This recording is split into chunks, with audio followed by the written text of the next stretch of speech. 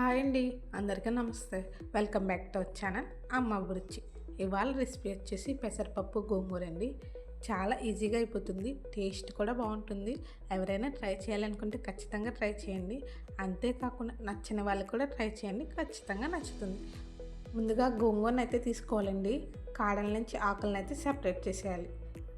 గోంగూరని బాగా 2-3 సార్లు కడుక్కోండి, ఎందుకంటే అందులో ఇసుకుంటుంది కాబట్టి చూసుకుని బాగా కడుక్కోండి. ఎక్కువ వాటర్లో వేసుకొని కడుక్కోవాలి. ఇప్పుడు గోంగూరను అయితే ఉడికించుకోవాలండి, కానీ వాటర్ అయితే వేయనవసరం లేదు. ఆల్రెడీ గోంగూరను కడిగాం కాబట్టి ఆ వాటర్ అనేది ఉంటుంది, అది సరిపోతుంది. వంటనైతే లో ఫ్లేమ్లో పెట్టుకొని గోంగూరను అయితే ఉడికించుకోవాలి. గోంగూర మెత్తగా అవుతే సరిపోతుందండి. నేను చల్లారనివ్వండి, చల్లారాక మెత్తగా మిక్సీ పట్టేసుకోండి. మనం పెసరపప్పును అయితే కడుక్కోవచ్చండి. నేను వచ్చేసి 1/2 కప్పు పెసరపప్పును అయితే తీసుకున్నాను. వాటర్ వేసుకుని 2 సార్లు కడుక్కుంటే సరిపోతుంది. పెసరపప్పు గోంగూర వండేటప్పుడు కొంచెం గోంగూర ఎక్కువ ఉండేలా చూసుకోండి పప్పు కన్నని. పెసరపప్పును కడిగేసుకున్నాక స్టవ్ అయితే పెట్టుకోవాలి. పప్పుని అయితే ఉడికించేసుకోండి వాటర్ వేసుకుని.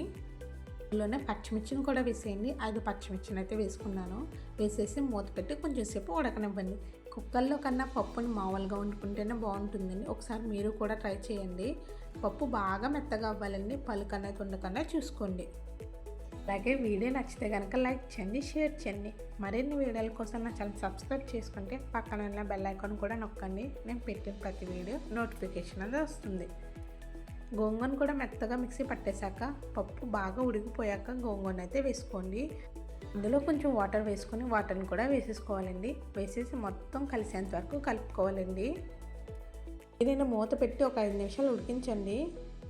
ఇందులోనే మనకు రుచికి తగ్గట్టు సాల్ట్ కూడా వేసుకోవాలండి. ఇప్పుడే వేసేసుకోండి సాల్ట్ని.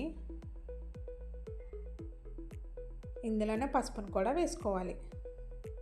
1/2 స్పూన్ పసుపు వేసుకోండి, సరిపోతుంది. 1 స్పూన్ కారాన్ని కూడా వేసేసుకోండి. ఆల్రెడీ పచ్చిమిర్చి వేసామండి.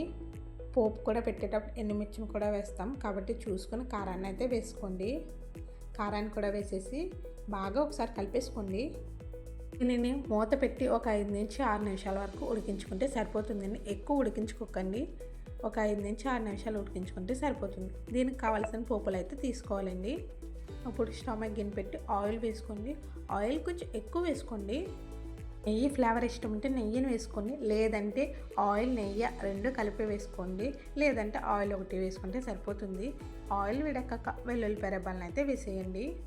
వెల్లుల్లిపాయలు కొంచెం దంచుకొని వేసుకోండి. అలాగే వెల్లుల్లిపాయలు ఎక్కువ వేసుకోండి పప్పులోకి.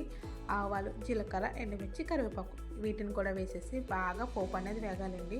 పోపు వేగాక ఇందులోనే పప్పునైతే వేసేయాలి.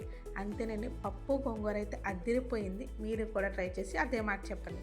వీడియో నచ్చితే కనుక సబ్స్క్రైబ్ చేయడం మాత్రం మర్చిపోకండి.